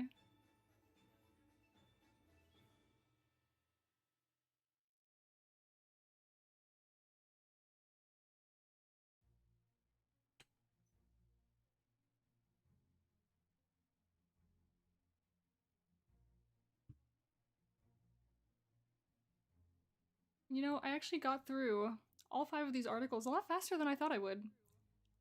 Which is really good. Originally I was gonna come into each stream with 4. But it's looking like 5 might be that sweet spot, because we still have about, you know, just under a half hour left of the scheduled time. And so we can just slowly...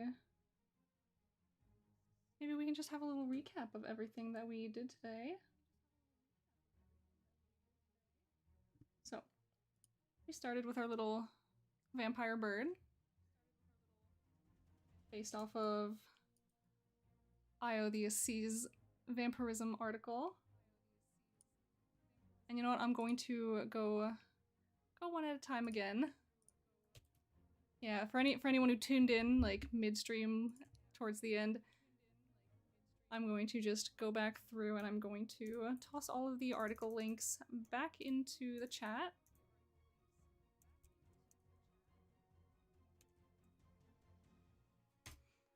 So, this is where we got the idea for the little vampire bird from. This vampirism article. Definitely go check it out.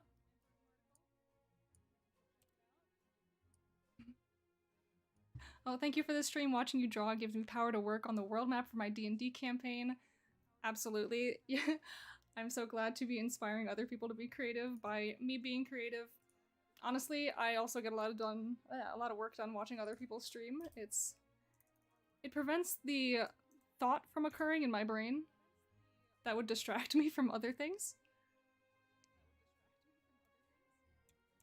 And here we have...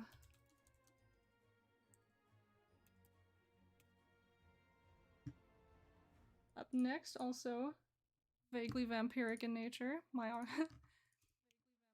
we have Vampiric Pheromones by Kajitan Wrights inspired this heart-shaped amulet.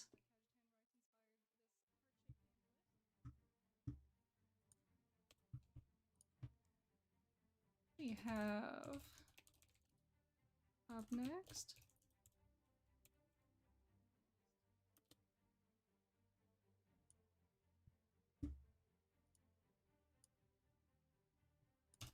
we have Frozen Bite by Calixtus, inspired of this one. Very sad arm. TJ says, in the background, I've been polishing up my world building to submit some things to the WorldAnvil World Building Awards.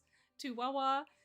Yes, oh my gosh, I also need to do that. I don't feel like I'm ready for it at all. I haven't done anything to prepare.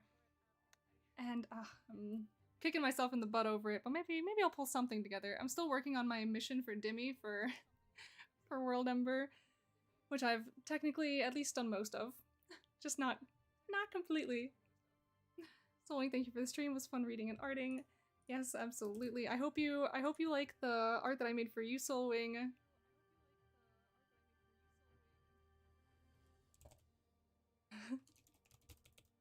Same, I haven't touched my mission yet. Oh yeah, it's been a time. I'm just spelling things wrong.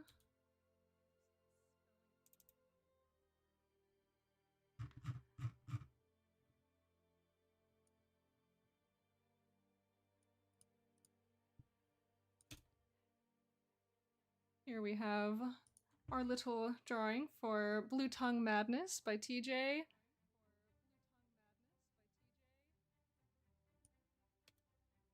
And last and certainly not least, we shall have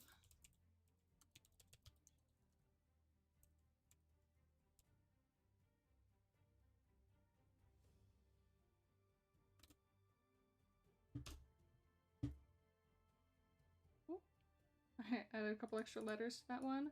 Here's what we ended up with for you.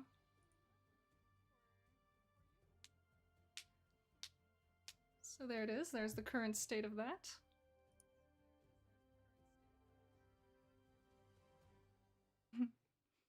Wonderful. And so that is 5 out of 5 on the schedule for today. I hope you guys definitely enjoyed watching the artwork happen, watching all of that unfold. And so I'm thinking for maybe the last 20 minutes that I have blocked out, we could take a peek at the mission that I've been working on for Dimmy. Let me just go pull it up. It is a map.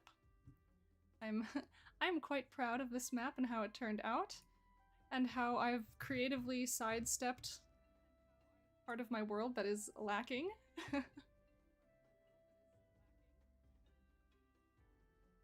Let me just pop it in here. So yes, it is. I need to turn it back to the correct screen.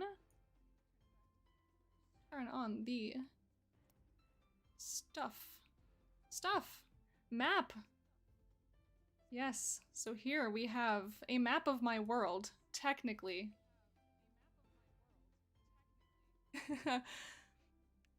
It's zoomed out as it gets. So yes, here is a full world map of my world, which is a little bit... It's a little bit, someone made an oops. Yes, and so here we see the words of the cartographer who was working on this. Yes, it's spilled ink. And says, yet another painstakingly hand-drawn map of the world, destroyed at the careless paws of this stubborn little creature. With the price of ink, I start to wonder if this line of work is worth the heartbreak. Gods know I won't forsake my dear companion, however destructive. And if you look closely, you can see the marks of the culprit.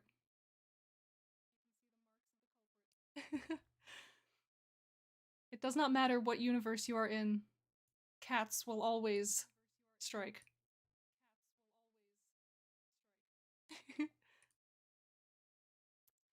I have yet to decide if it's actually the work of a cat or or if it's some other creature that I'll write into my world one of these days.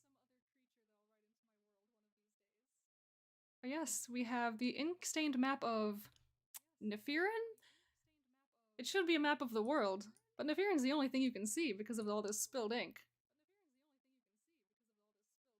Oops. Yeah, ink-stained map of Nefirin. In a rather unfortunate turn of events, this map of the world sits before you with a pool of thick brown ink slowly drying over half the page.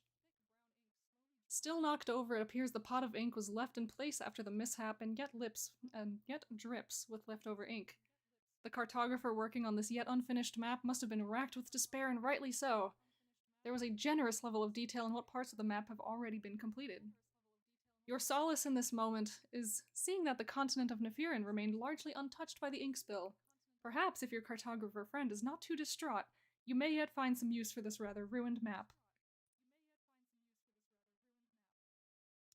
Yeah, and so on this section of the map, which is still functional, we have little pins.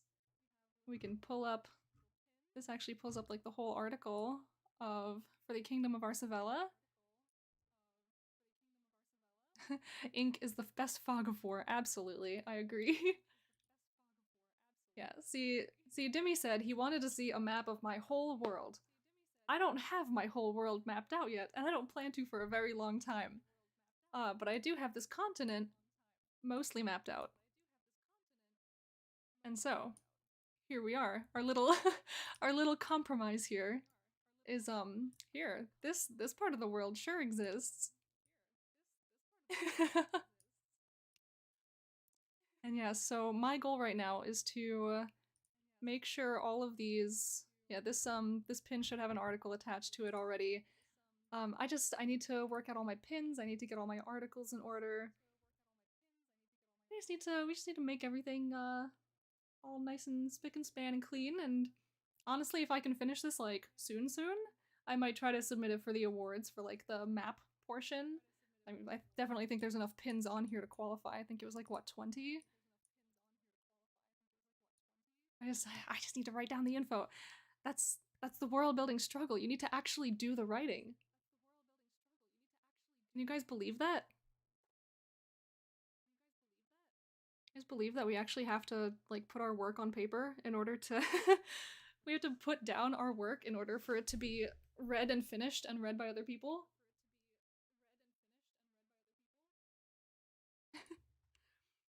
It's the same thing with art, you know, like I actually have to draw things for people to like see my art and know that I'm an artist. It's such a struggle. Life is just life is so hard when you have to do things, isn't it? But yeah, I'm just so thrilled that I managed to survive WorldEmber, that I managed to make this. Like I made this whole thing in like a couple of days. uh I constructed the maps using Incarnate. I do love using Incarnate. I just think it's so easy to use. Oh, you didn't just survive, you thrived. Oh, thank you, gift giver.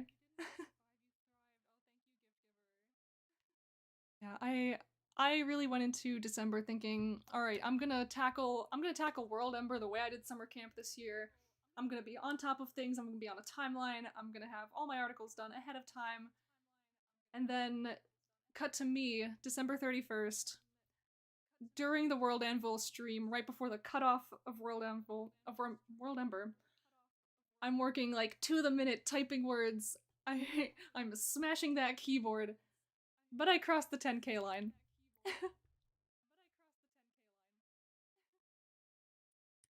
We did cross the 10K line, and that is a win. That is a win. And now I go into January. I have a whole special category to judge this month. I'm hoping that by doing these streams, reading these articles out loud to other people, I can get like the full experience of what these articles are. And like originally, of course, it was like, oh yes, you pick one of these articles and you make you give them the prize. But now I'm over here like, I'm gonna stream all these articles and I'm gonna make everybody an art because I love them.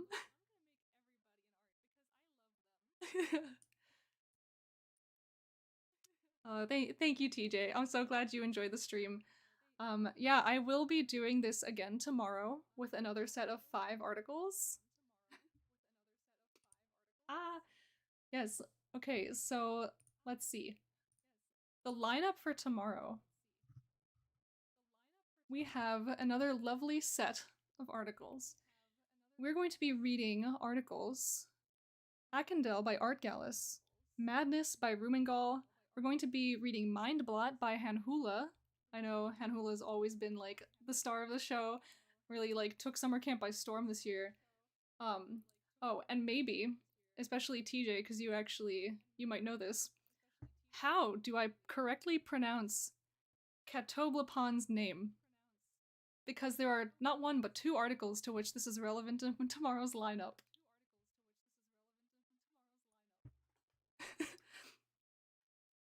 You're too wholesome of a judge. Oh, stop. Listen, I'm just happy to be here. I adore the WorldAnvil community. Like, look at me. I'm repping the merch right now. Look at me. I'm like a walking advertisement for this website everywhere I go. Catoblepon. Yeah, see, that's how I've been thinking, but I think I literally heard Moro during a stream say Catoblepon, and I'm like, oh no, is this just like some kind of, like, is this a cat thing? Is this something about like cats blepping? I don't know. I don't know anymore.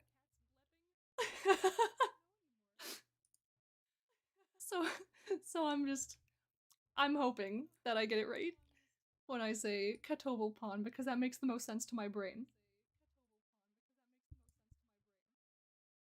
But yes, we have Rotten Spots by Catoblepon tomorrow, as well as Catoblepon's Curse by Mochimanoban. I thought I thought it would be really fun to put those 2 in the same stream. Cause they're I think they flow together.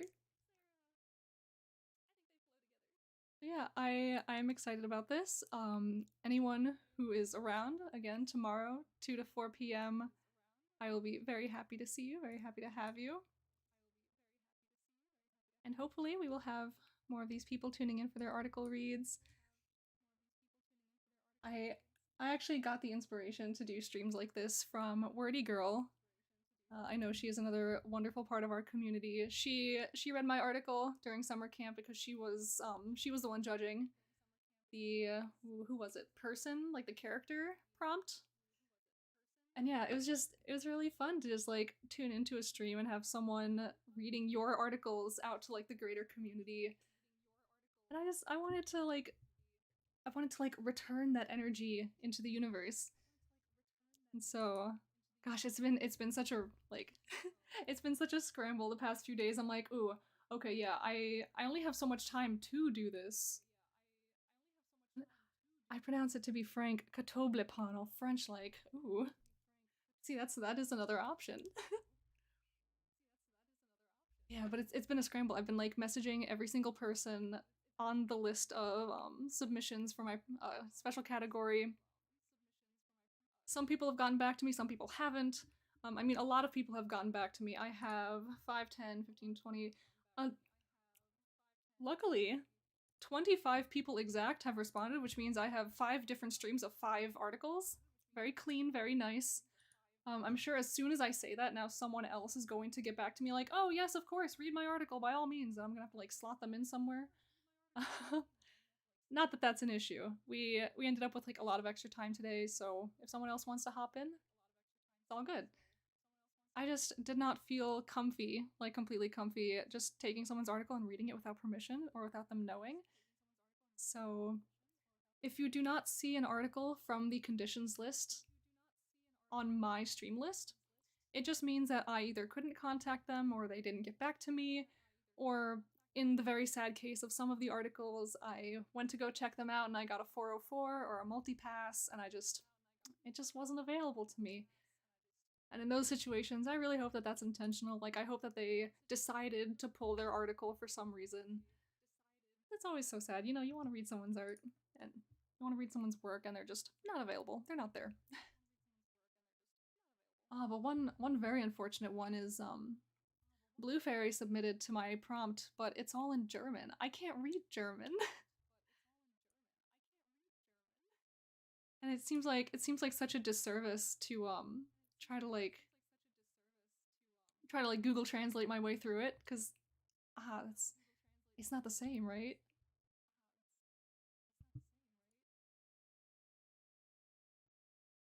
Part of me is like, oh, maybe I could just like crack it open. it was Discord, I'm sorry. Yeah, I could like sit here and like try to read it out in German and just like pretend I know what I'm talking about, but I feel like that would be painful to everyone listening, especially anyone who actually speaks German. I started learning German in college, and so it's not like completely foreign to me, but yeah, exactly. Google translated stuff can be pretty jarring and not one-to-one on accuracy. Yeah, so I don't feel comfortable judging someone's article in like in a Google translated version. I just I want to do them the proper justice, and I want to no.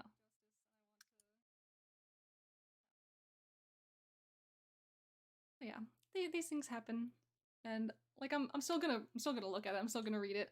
There's some absolutely gorgeous artwork in it. You know, I might just pull it up right now. I might just let me see if I can even find. Let me see answers to this prompt. Somewhere near the bottom. This one. I'm just going to show you guys the lovely artwork that is in this article. Like, look at this. Beautiful. There's this little drawing here. Yeah, I love little drawings like this. I would love to make an entire like category of my world that's just where I make up plants and like plants and creatures.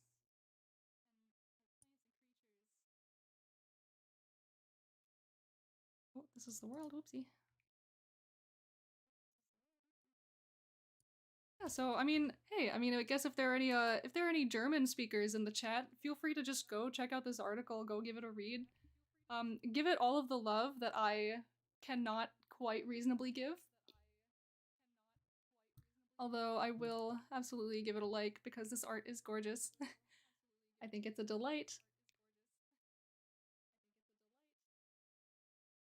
Yeah. Gonna like it just because art. Yeah, that's how I feel. It's just it's visually speaking, my little artistic perspective on this. It is a lovely looking article. I love the way it's laid out. I love the art that's included. I love getting submissions like this.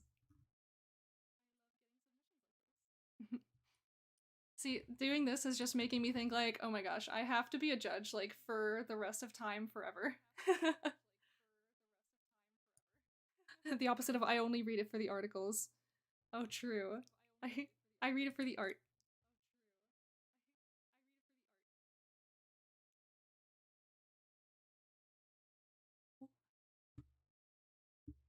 So yeah, I am so glad that I get to I'm so glad that I got to come on here today and I got to hang out with all of you wonderful beings, wonderful humans from the WorldAnvil community and beyond.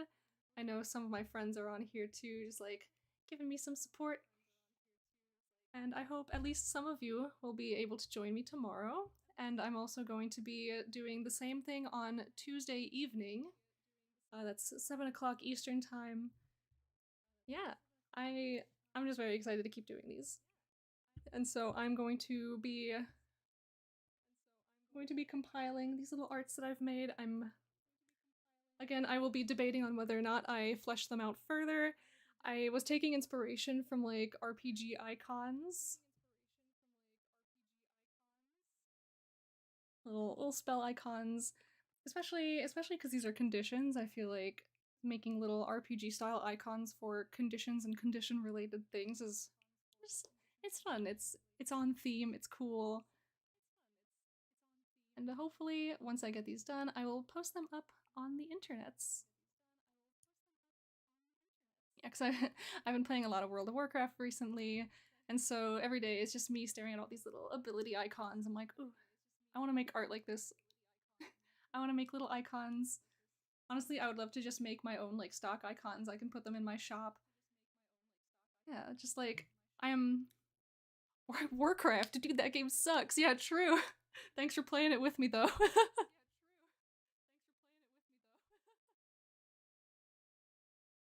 Like there's so many like types of art in different games and like RPGs that like I want to do. Like I want to make like item designs. Like I want to make item art. I want to make ability style icons. I want I want to draw plants. I want to make splash art. I want to make like big illustrations. Like I want to do it all. I want to do it all. But I hear your guildmaster is cool though and handsome. Oh. Yeah, I have also heard that. I also have the insider information that says that is correct. I heard he's stinky. Yeah, that's also true.